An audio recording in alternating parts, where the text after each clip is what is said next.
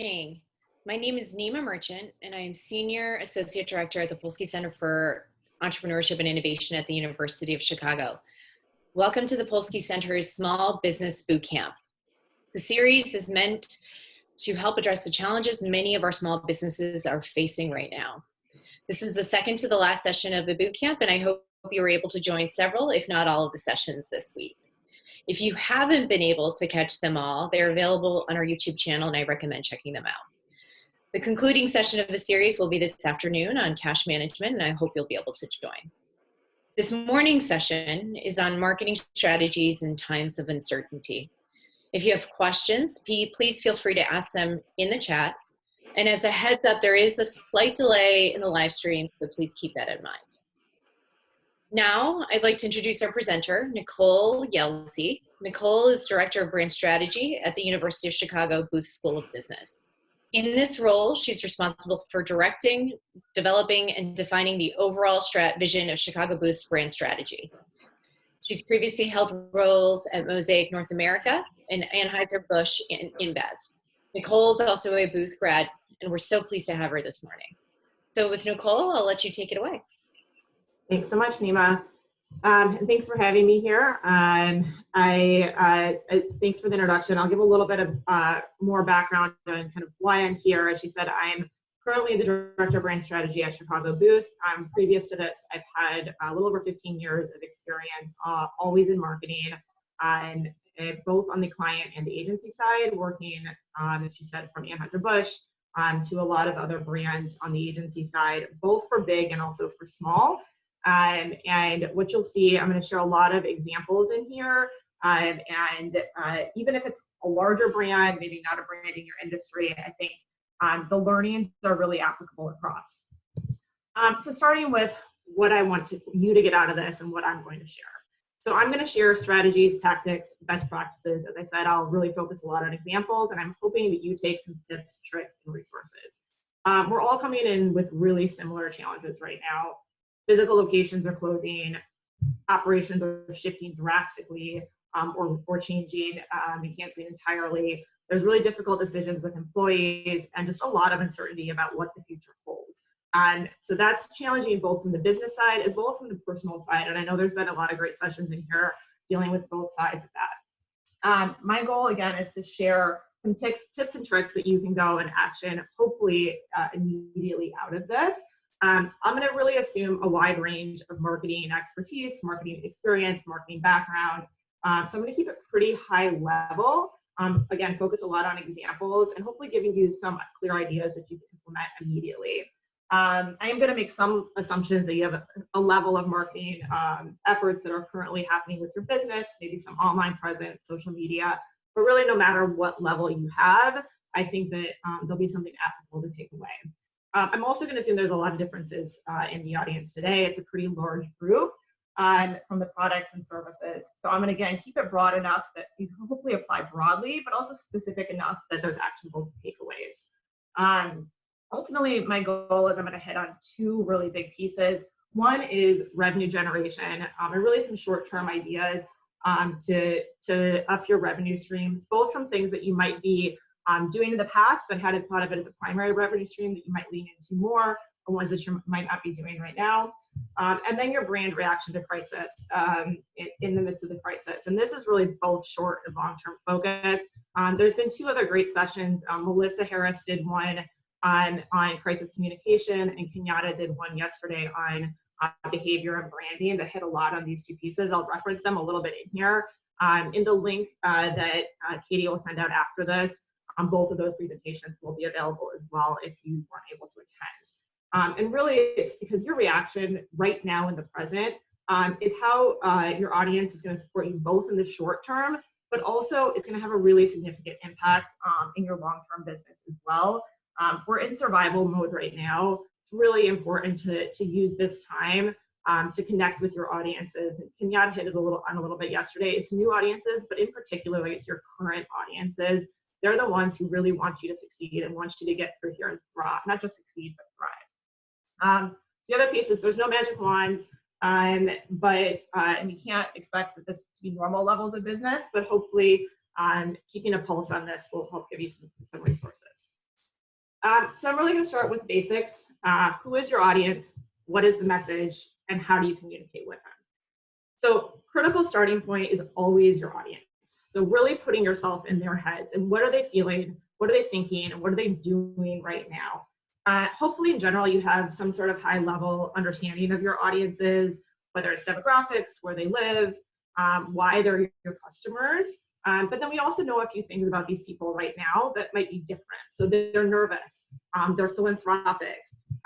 One of the things that came out of him yesterday as well is that they're really losing faith in capitalism. This isn't something new, but it's really been spotlighted by COVID-19, and it's actually an opportunity for small businesses and provides an opening. The next is the message that you want to communicate. Melissa hit a lot on this too, really being clear, concise, and targeted in your message. I like to have a framework for how you think about your message. I'm going to share a little about a framework that I like to use a lot. That's a think, feel, do. And I'll walk you through that a little bit more in a minute. And finally, what channels do you have to get your message out to your audience? How are you communicating them? What are your current own channels, partner channels, and how can you get your message to your audience most effectively without spending any or much money? So again, I'm starting with audience. It's really important to take into account the macro feelings that are happening right now. People are nervous. This data is even old right now. I mean, 15 days ago, things were totally different, but it really highlights how fast things are changing. And this is all combined with information overload. So people are really being inundated and they don't know who to trust with information. It's an unprecedented time. And it's really a tidal wave of emotions that people are feeling. So this is another reason it's just so important to have clear and simple messaging. People are also philanthropic. I think keeping this really in mind that people want to help. So these are just a few examples, and people want to help they want to help both monetarily. They also want to help with time in any way that they can. They're literally out there looking. There's a lot of articles now that are out there of how you can help during the outbreak. A couple of examples that are on here, the firefighters that are coming and giving thank you during shift change to the hospital workers in New York. This bottom left picture is just simple. It's kids writing thank you notes and drawing hearts and saying thank you in their windows for the essential workers that live on their block. To this bottom right is Some Good News Network. If you haven't seen this, John Krasinski is doing a weekly news episode about Some Good News. People are really hungry for content right now and good news in the face of coronavirus. Even just what Polsky is doing here and really trying to take what assets do they have and how can we help and give back to the community in ways that are simple, quick, and effective. And then, as I mentioned, content is on the rise. So what content is on the rise? There's a Kantar study that came out that's great that I have linked at the end of this. And it talks about how Facebook, Twitter, Instagram, they're all up 30 to 40% right now. And it's stories are up, live is up. So really taking advantage of those channels is really important right now and finding ways to interact and partnerships on there. And then additionally on consumer behaviors, these three on the bottom, Zoom, the platform we're using right now, that's up massively since the beginning of March as people are looking for new ways to connect. Two that maybe aren't mentioned as much, Cameo and House Party have also both hockey sticked up. Cameo is a platform where you can book a celebrity for anywhere from I think like $30 to $1,000 type thing, where they will say a personal message. So you give them a message and they will record a 1-minute personal message for a cost. That's up hugely. House Party is, if Zoom is for work, House Party is kind of the social aspect of it. And you can play games through there, and that is up hugely as well. People are bored and they're looking for new ways to connect and entertain themselves and each other. And this is just a little bit of a different way to see that information, but I really like this. This is the percent who have said they've started consuming or are consuming more of this types of content since the outbreak. And I think this is especially important because if you know your audience and you know that you're more on, a Gen Z focused, millennial focused, or you're more talking to the boomer generation, you can see how their consumption of content has increased across the board, but it has increased in different ways. This might be a little small on your screens and hard to see, but this presentation will be sent out afterwards, as well as the link down at the bottom. Visual Capitalist has a lot of great, in their marketing section, they've got a lot of great information as well, but it's really visual and I think helpful for someone who's not necessarily a marketer by trade. And then the last thing on consumers, consumers expect brands to be helpful during coronavirus. So again, this is from that Kantar study that came out at the end of March. 77% of respondents expect their brands to be helpful in some ways in this new everyday life, and only 8% feel they should stop advertising. That is primarily asked about big brands, but I think it's really applicable across the board. And really, two other pieces that came out of that, 40% of respondents said brands should avoid humorous tones in marketing, and 70% said brands should adopt reassuring tones. So I know there was a couple questions that came in even before this about how to think about your presence on social media. Those are some key stats, and that this study by Kantar is also a great one that has a lot of consumer reaction to brands on the crisis right now. These 6 pieces at the bottom are the type of content that is up. So this is the type of consumer created content, user generated content that has increased and that they're seeing increase from the situation. The reason I think this can be important for brands is because you can tap into what is already out there. So if you listen to Melissa's presentation on Wednesday, she talked about how things catch on, and one of the ways is triggers. So these are all triggers that are out there now. So for instance, looking for nature, and people stay inside, people who stay inside, there's an increasing demand of dreaming to be outside. So if you are a travel business or you are a lawn mowing business, kind of leaning into that and the content that you're creating, and just in your tone. So then if that's what your consumer is doing and thinking, how do you craft your message for them? So as I said, I really like the framework Think, Feel, Do, because it's, I think, pretty self-explanatory and really helps clearly define your goals. And it hits squarely on both the action you want people to take and the do, but also how you want them to perceive your product or your brand in the think, feel. So I'm going to give you a quick example of how we think about this for Booth, and then I'll try and talk through it a little bit in some of the examples as well. So for Booth, we have a number of different types of audiences, and we have both the general business population and obviously our target prospect population. When we're talking to the general business population, what we want them to do is really just engage with our brand and engage with our content. So the think and feel that, that we base our messaging off of is we want them to think that Booth is a leader in the discussion on some of the most important global issues and feel curious.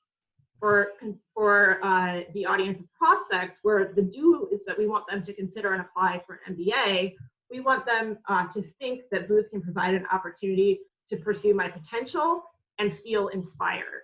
You can kind of see the difference of then how we create messaging based on those, and how we message those audiences a little bit differently based on a think, feel, do. Right now, I think the do is most important, and being really, really clear in it. The one thing I wanted to hit on is that it's not only okay to ask for help, as I was saying before, people are philanthropic and they want to help. A lot of people just don't know how. So you need to be really clear in your messaging for how you want them to help. These are a couple of examples from local businesses. This one over here on the left is one that we ordered takeout from in the last week or so. And they include just a printout in their takeaway that's on one side, says thank you for your support, and it's very clear on how you can pick up or deliver, get your food delivered from this. And on the other side, it says additional ways to support it. It's just 2 very simple ways. There's a virtual tip jar for their employees who are not there, have been furloughed, and then a gift card bonus. So if you buy a $100 gift card, you get a $25 bonus. This one in the middle, they closed for the moment, so they have again sent an email out to let their audience know, and this is their current consumer or customers, and then it really 3 bulleted out of how you can help. And this one on the right, I like this one because it's using their storefront, even though they're closed, to say really clearly where to go and order online. And this can be done also through phone calls. The other example I would use is a winery that we went to last fall, who we're not even members of, but we had bought a couple bottles from, called and had a deal for their members. And it's ready to drink, no shipping, no shipping costs. And they're proactively calling to say, how can you help? We can us now. And we bought wine. So then the last piece here is the channels that you have available. You may have more. I'm going to focus on these. I think they're either free or very cheap. They're generally fast, and most likely already exist for you or easy to set up. They also might be pretty obvious, but I think it's really important that you have a clear plan around each of them. So storefront, I showed you that example on the page before. If you have it, use it. It's your own billboard. So once you know what your message is, use your storefront to tell it. It might be that you're open, and just making sure that you're really clear that you have an open sign, or how you do delivery, or we've moved online, so shop our website. It might just be follow us on social media, but whatever it is, using your store as a billboard is a really easy and free way to do it. Your website. Oh, Nicole, we had a question that came up that I wanted to ask you, if you don't mind, if I jump in. So someone said that they thought that consumers were going to sort of quickly tire inspirational messages. And I suppose if this goes on a lot longer, that could be the case. But what are your thoughts on that? I think that's really fair. I think, but I also think inspiration is something people can always use. I think the key is really keeping a tone on what is going on at that exact moment. It's okay to pause your messaging. It's okay to, to kind of rethink what your messaging might be and take a step back. But understanding, keeping a pulse on, the White House, the governor, the mayor, everybody's doing daily updates. Understanding what is happening in the world and making sure that you have a clear pulse on that is really important. So making sure that you're balancing that. But I also think people will always want an inspiration, whether we're in the midst of COVID-19 or not. Yep. Thank you. Yep. No problem. Is there anything else? Or no. So far. Cool. So website, I was just going to say, I think most people hopefully have websites or some sort of home page. If you do have change of operations, making sure that your website reflects that, and so people know how they can support you and that your message hits on your homepage of your website. The other thing that I will say on here is Kenyatta went into some really great tips and tricks on SEO yesterday, and that's a really easy and free or cheap way to drive customers. So highly recommend checking that out if you did not attend there. Email, again, this is one of the easiest free ways to hit your current customers who want to help you. Social media, I hit on, those stats are up across the board. And then relationships. So I think you can't ignore just the human relationships that we have in partnership opportunities that you might have. It's the time to tap into your network and work together, whether it's suppliers, customers, neighbors, even competitors sometimes. Be creative and think how you can help each other as well. So again, I said what I really wanted to hit on is two key pieces: the new revenue streams particularly, and then your brand reaction to your crisis. And these are really going to drive your brand message and how you write that think, feel, do, and what you want your customers to really do during this time to help your business. And then I'm not sure what exactly they're going to go into in the cash management this afternoon, but I also wanted to just hit on real quickly that both your revenue is really important, but also managing your costs is so important during this time.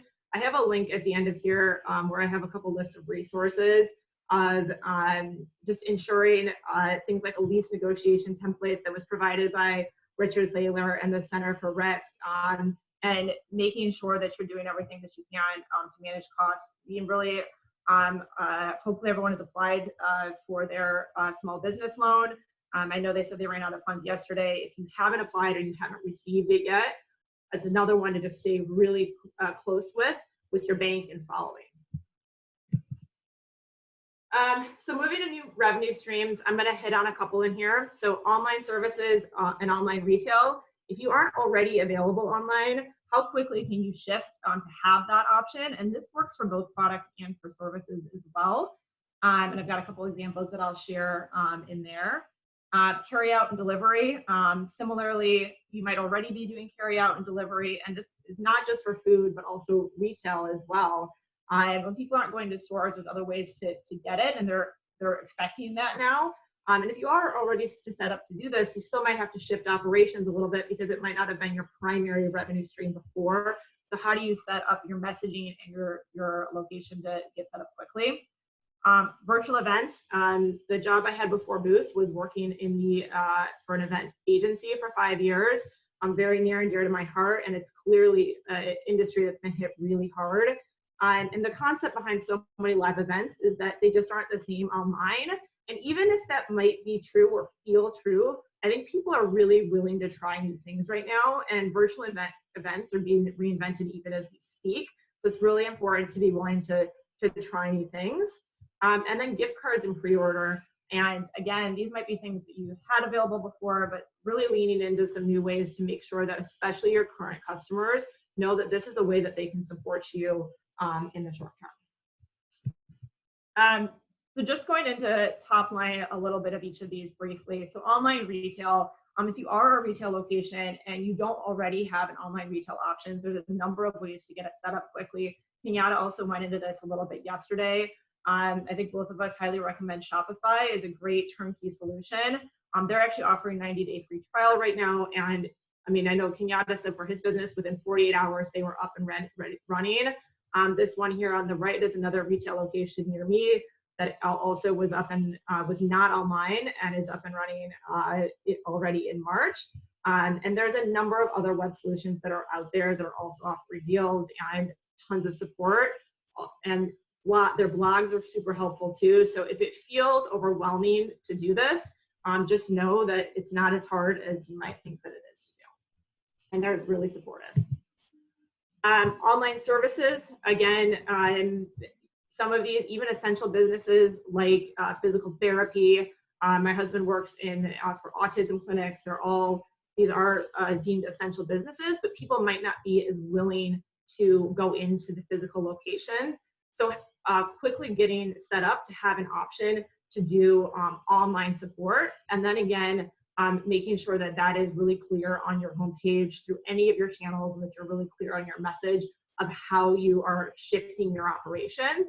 And ideally providing a very clear how-to for people. So this example on the right here is a really very clear step-by-step how-to from my child's pediatrician. And I can tell you from experience, we did this last weekend. They were not set up for this a month ago. And it was a very seamless, easy process to not have to go into the doctor, but have them do a phone call for a cut lip very quickly versus having to go into the ER. Again, the key is really making sure you tell people how you've shifted your operations and also have really clear instructions. On virtual events, I hit on this a little bit. I think for this, especially trying new things, I think people are generally, they want to be entertained. As I said, people are out there and looking for content and so hungry for content right now. And so if you have content to provide, try new things. So this example here on the left is a theater that's in Cincinnati. It's a small local theater. And what they've started doing is you can stream old recordings of their shows. And they've got a tiered kind of a pay what you want aspect of this, which I also think is really smart as well.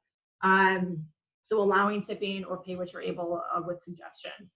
This example here on the right, this is Mr. Dave Music. He has a local storefront near our home here. And he very, very quickly, I think he took 1 week break from when they shuttered their doors or temporarily closed their doors, and immediately turned and started going online. So offers his classes online, started doing virtual birthdays. At the bottom here, it started partnering with other local kids groups to do combined virtual kids events. And I will say, because my son does this relatively regularly, it tripped a little bit in the beginning, but at this point in time, it's so clear, and he's really got it down to a science. And is continuing to try new things in different events and partnerships. Carry out and delivery. Again, there's a ton of options for partnerships in Chicago. All of these guys are getting restaurants up and running very quickly right now, and offering deals for the restaurant partners, quite often giving contributions to existing partners. Having a couple different options if you are a restaurant that's still delivering, I think is really helpful as well for the customers. A lot of them also have tips and tricks of how to optimize your restaurant for delivery. Again, you've maybe shifted from having this be a small part or not a part of your restaurant to all of a sudden overnight, this is the only form of revenue. And then lastly, gift cards and pre-order. This is pretty straightforward, just moving future cash flow to today. Current and loyal customers are the most likely to do this. This example on the right here, I think Melissa actually hit on this one in her presentation as well. They're a client of hers. They were working on this Bing Bread cookbook. So Bing Bread is kind of a phenomenon people are obsessed with and almost like a cult following for the restaurant parachute. Book isn't ready, but they did a pre-order strategy on it, sold out right away because their messaging was so clear and they had a really clear base of loyal audience. And then a lot of sites, also this one on the left here is Talk, are allowing you to put a deposit down for future reservations. So that's it on some very tactical revenue strategies and things hopefully that you're already doing, but maybe there's some thought starters in there. So besides that, I think it's really, really important that you take some time right now to think about your brand and how your actions and tone are going to have a significant impact on your brand equity, both now as well as in the long term. It's always really important to have a clear understanding of your brand's role, but it's even more important in a time of crisis on how you speak to your audiences and how you react. People often think of a brand as something that maybe surrounds a consumer product and that you have to put a ton of thought to, but no matter how much thought you put into your brand, it exists. You're building your brand every day with every action that your company does. And your company has a voice, and it's really an important tool to understand how to use. So I'm going to hit a little bit on what Kenyatta hit on yesterday. I think there's a couple of pieces in here to think about. He hit on be relevant.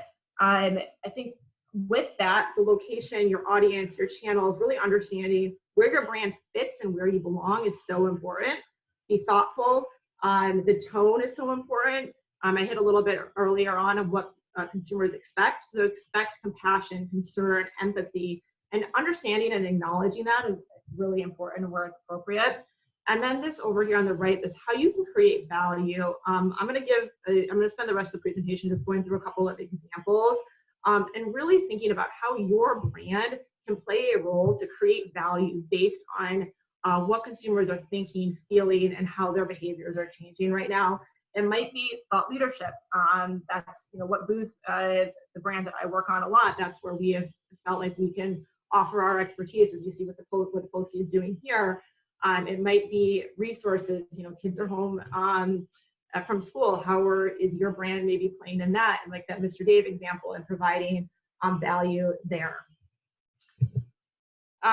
So again, I'm just going to run through a couple examples that I've seen. This was also one of the questions that came in through ahead of time, if there's any examples. So Green City Market. So if you're familiar with Green City Market here in Chicago, they're Wednesdays and Saturdays up in Lincoln Park. Very quickly, they won't be open in their live version for at least a couple weeks yet. And they never had an online option. Very quickly, they set up this virtual vendors app. It's a really great way. They're helping not only their consumers, but also helping their vendors in a really big way and connecting the two. And have seen a ton of success. They're actually been sold out for every single session that they've had so far.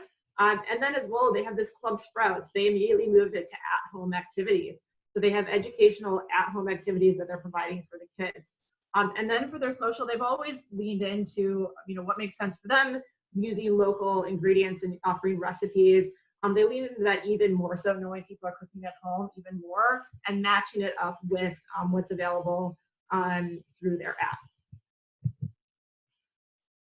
Demos. I don't know if you're familiar with Demos here, another Chicago example. So they're a pizzeria, and they actually have gotten a lot of both local and national and even some global press for converting their ovens into creating masks for nurses. And they did this again really early on, and they they had to close their doors for live customers. Instead of delivering pizzas, they're delivering pizza kits. But one of the ways that they decided they feel like how they can help and how they can use the tools that they have available, which is the pizza ovens, was seeing the gap in obviously PPE for nurses. And so they're doing this. And again, this is just two of the articles. I think the one on the right is even the BBC. It was first picked up in Fox. Kind of going back again to what Melissa's presentation hit on and how you can become contagious. So Contagious is a book she references a lot. But really that it hits on so many things of being relevant. It's even social currency for people who know this and can tell their friends the story. People are looking for content that they can share. Apolog, another example here. So this is a local spirits company, and what they have done, so they've been growing very quickly, but they're 90% on-premise in their sales. So when you have overnight all the on-premise shut down, they know that they can expect virtually no sales for a couple of months. What they have shifted to focusing in on is their partnerships with their on-premise partners. So they have a pretty strong social following, and they're using their social following to drive their customers to their on-premise partners who are still delivering. So if you see these two examples over here on the left, these are two places where Apolog is normally available in the on-premise that are delivering, and they're driving people there. They're also finding unique ways to partner with their on-premise through GoFundMe campaigns. So they've done a couple different successful GoFundMe campaigns where they raise funds that go directly to the restaurant to deliver meals to nurses. So it's really a win-win-win. Apolog and the partner with their grows their relationship with their on-premise partner. The on-premise partner is driving revenue because they're making meals, and the nurses get lunches delivered. And then also just really hitting on that at-home piece, knowing people are looking for spending a lot more time at home. They're leaning on music playlists, ideas for treating yourself. Again, kind of leaning back into where content is spiking. This example here, Uncorked Escape. So this is a travel site, and what she is, she's a travel partner that has been, again, growing very quickly, traveled pretty much overnight, shuttered its stores. I think she's always done a great job of her of her social media presence. She's shifted it just a little bit in her messaging, really focusing in on that inspiration and acknowledging that it is a balance. I think that question before of how much do people want to be inspired versus how much is too far. She acknowledges that it is a balance. She is working right now on a Time to Dream campaign, which is going to be really focused on this take me to, but also look, where does she think the trends are going to go in the travel industry? Ideas that likely it's not going to be flying international immediately, but maybe starting with staycations, and this Time to Dream even from a staycation, and really pivoting some of her business to that direction as well. This example is another example that I just love. So this is Sweet Farm, is a sustainable farm out near San Francisco. And obviously all these Zoom and everything else is just skyrocketed. They created something called Goat to Meeting. Again, what assets do they have? They have a lot of animals. What you can do is you can sign up, and the goat will appear in your meeting. They've got a couple different price levels in terms of how many people are going to be in the meeting, how long the goat will be there for, and they've just again received a lot of press for it because it really hits on some of those things. It's really timely and relevant, and providing content and using their assets in a unique way. Arch Apothecary, this is a beauty store, again, local in Chicago. I believe they've got a couple other locations as well, all in the Midwest. Again, really focusing on the inspiration piece of it, consistency in brand messaging, being really clear in their how to support local. And then this gift card promotion here, what they're doing is for every $25, you're entered in to win a brow, I think free year of brows, which are things that are almost nil for them to be able to offer in the long term, but really for their loyal customers, it's a great way to be able to help support them. This Catherine Elizabeth Events, this is a custom invitations and stationery, does primarily weddings, which a lot of those have gotten moved. She is really a brand, she uses her own voice a lot in it. So when you're reading this, you're reading it from her own voice. She's really clear on what she's going to do, both for her current clients, for her new clients, how she's going to add value for people that need to change the date of their wedding. But also she shifted and using all the tools that she has into face masks. And I think she's done 3 different batches of them already. Again, using the tools that she has for how she can support during this time. And then this is the last example I have here, and I really love this one. The Front Steps Project. If you haven't seen this, this was I think 2 photographers in, I believe, Massachusetts, who their business quickly slowed down very quickly through this. So they said, how can we help here? And what they're doing is you can sign up and they come and take a picture of you on your front steps. And they're doing this. This is now caught on, and a lot of photographers across the entire U.S. are doing this. Most people are doing funds that maybe helps them break even, but then also goes back to nurses. And it's just a really great way to use the tools that they have to pivot, add value, add entertainment, and also really, really build their brand. Because these are then people that they're building relationships with, that they're building new customer bases for when this is all over. So with that, just a quick summary, I think a couple key things: knowing and leveraging the tools that you have available. And this is both from your channels, but also your brand and your product. And I think how your product can help. I think that Dimo's example and what tools did he have to help in this situation? Same thing with the go-to meetings. What tools do they have? You don't think of a GOAT as a tool, but that's what they have. That's the assets they have. And then both asking for help and being really, really clear in your message and looking for ways to help others and finding the balance between the 2 of those. So with that, I'll go for questions. I'll send this out afterwards, but just a couple other links here that I've mentioned that I think are some good resources. And I think Katie will send the deck out afterwards. Thank you so much, Nicole. That was fantastic. I think you did an amazing job of really kind of synthesizing a lot of practical ways for our audience to be able to apply some interesting and different marketing techniques that maybe they haven't thought about, with some really great examples, like the GOAT one, like probably something that they've never had thought about in a million years. But again, sort of the idea of like bringing humor into this when I feel like maybe there is some sensitivity about, like, with everything going on in the world, what are our customers looking for? And to your point, it is a little bit of escapism, and it's okay to use those kind of tactics and practices. Absolutely. So we have several questions, so I'll try to make sure I can touch on everything. The first question that comes in, and I know we had talked a little bit about this kind of before we started, and, for someone who is looking at B2B markets for services, how do you connect with audiences that are like yourself in the sort of wait and worry mode or furloughed or in change mode because of, uncertainty around roles and responsibilities? Any advice there? Connect with other people that are in the same situation.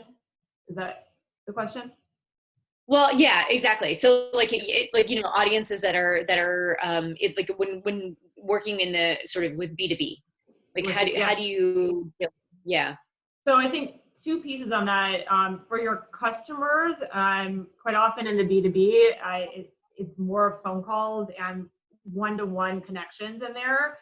So again, just making sure you have a really clear message and that you are kind of sticking to that message and making sure that they know how your operations have shifted, if they have shifted, if you're open, and just making sure that they're getting the message. So I'll use the example. Uh, uh, so I'm slightly part of a business that is very B2B. Called every single one of our customers.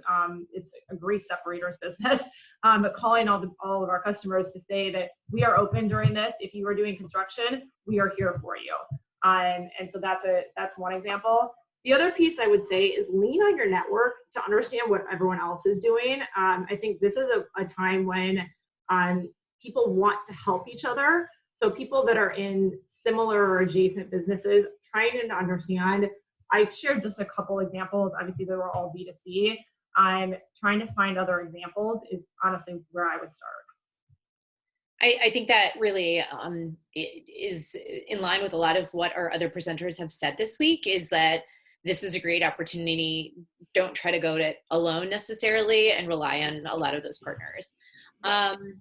So another question we have here is, you've spoken about pivoting existing services like establishing delivery. Any additional tips and or pitfalls to look for as regards to establishing or introducing new products and services?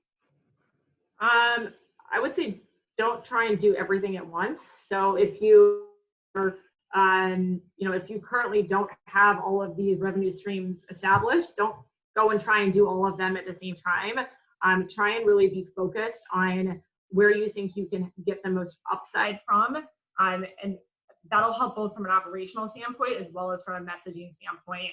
I think that would probably be my biggest piece of advice on that. That's a great point. And I think similarly, kind of tying that to, you talked a little bit about some of the tactics and what people are looking for in content.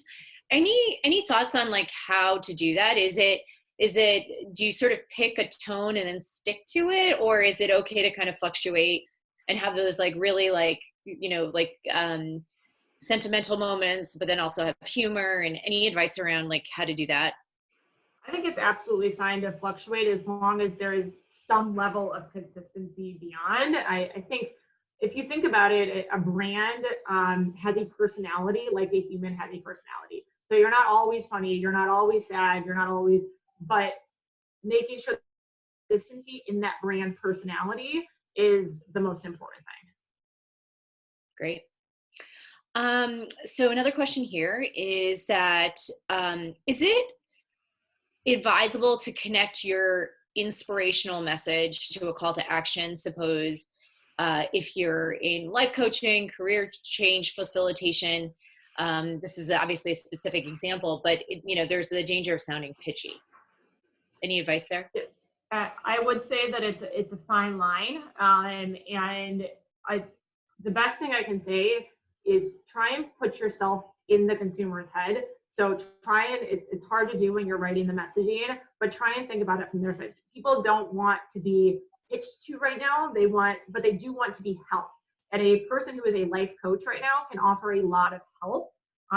So the same message in a salesy voice is going to sound very different than it's the same message in how I can help you voice. So really just trying to put yourself in the customer's head and read it from their perspective. And are you messaging them like, I want to help you, or I want to sell to you? Because people want to hear that I want to help you right now. This is something that I'm thinking about, like as you're talking. If I suppose, if some of these new strategies and techniques are new to you and you have your customer base, how often should you be thinking about reaching out? What's sort of like a good cadence, and any thoughts or guidance around that? I mean, the biggest thing I can say is reach out when you have something to say. I think a lot of businesses have reached out throughout this, and they don't really have anything to say. If anyone has seen the meme that's going around or the cartoon of, every single business I've ever given my email to has sent me an email to say as a response. Some actually have something to say. So I think the examples that I gave in here, they're telling you, here's exactly how you can help us, or you might have ordered from us in the past month and now we're closing our doors, but here's how you can help. So when you have something to say is the biggest piece, especially from an email strategy. From a social media, I think that is a little bit dependent on how often you can put out good content. People are consuming a lot more content. So if you can put out good quality content on a more regular basis right now, I think that's great. Yep.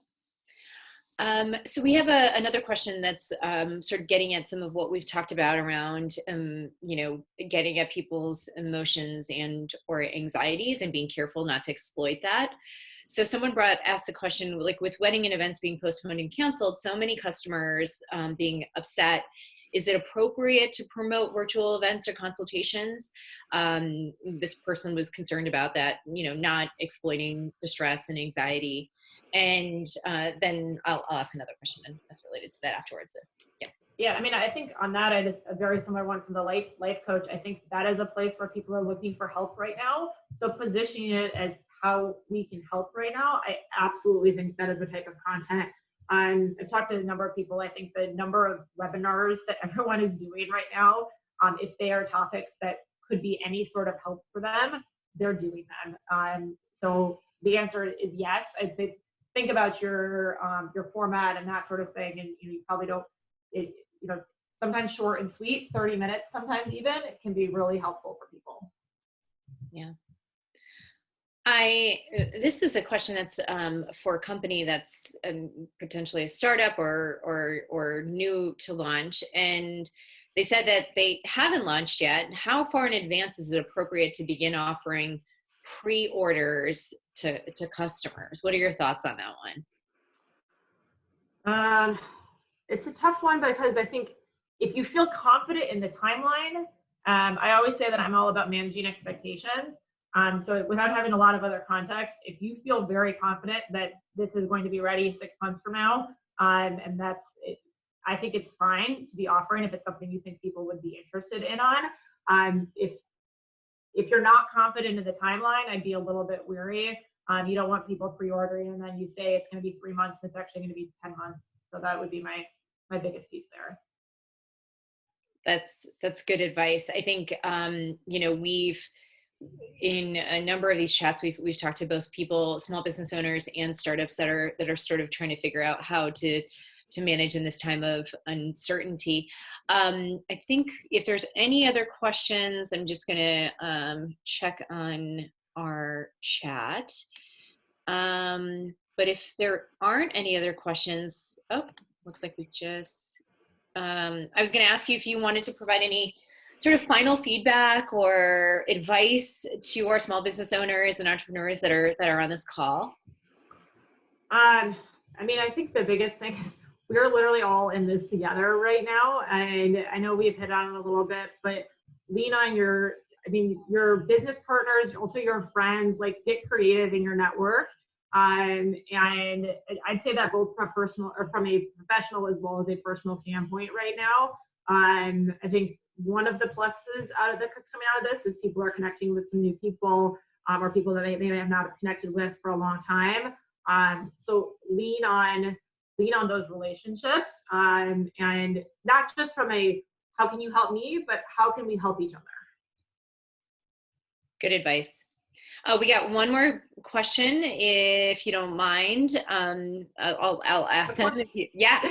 So, with so many brands and competitors doing webinars, how do you stand out as a small business? I think that's a great question. I think one is starting with your customers.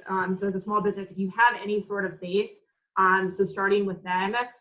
Like the Mr. Dave example that I said, like they started with the people that were already coming. I think they've actually expanded. So one of the pluses out of that is that usually they would only be able to hit people that are in, Wicker Park, Bucktown, Chicago, downtown. now they're actually expanding beyond even downtown Chicago.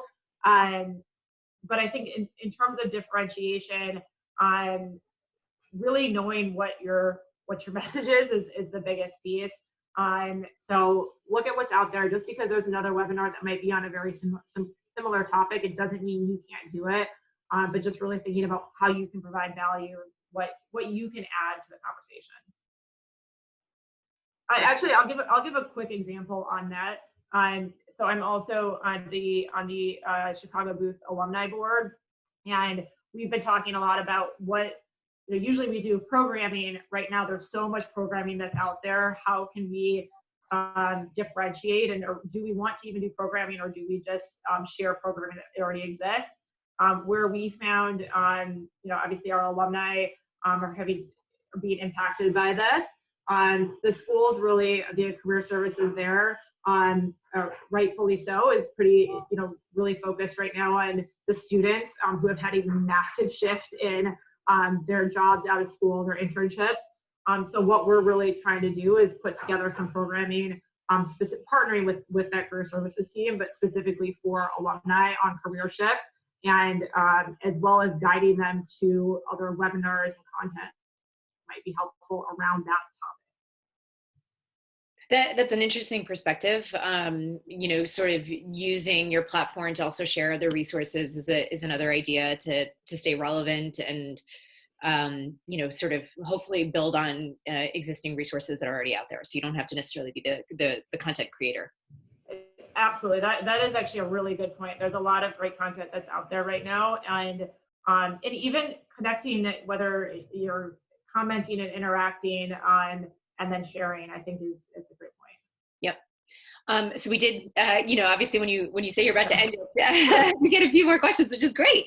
And we have the time, so I think I'd like to keep going if that's okay with you.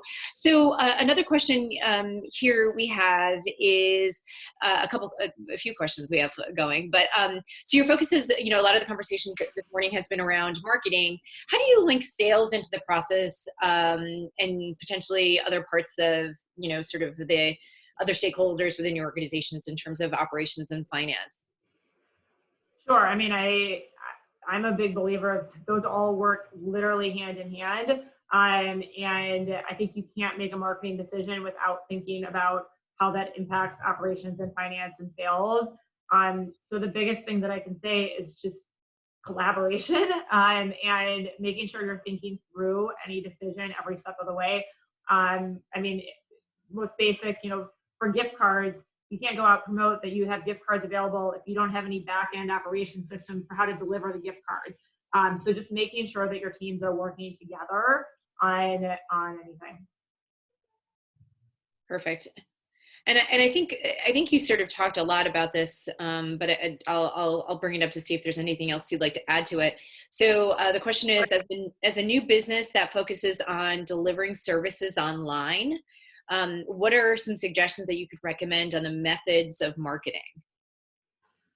I guess without knowing what kinds of services it is, I think I would just go back again to the basics of, what is your service and how are you offering it? How are you messaging it? What do the people need right now? I think potentially if you haven't launched yet, making sure that you're thinking about your messaging in terms of going back to those consumer behaviors. They're online more, so if you're an online service, that's actually probably a great opportunity for you. So position it as how you're going to be adding value and extra value really during this time. Perfect. Well, I think we did actually get through all of our questions in the chat. And so, Nicole, thank you so much on behalf of the Polsky Center and all the viewers that have joined us this morning for this session. Incredibly helpful, some amazing examples. And as you've said throughout the presentation, Katie will be sending out the slides later on today.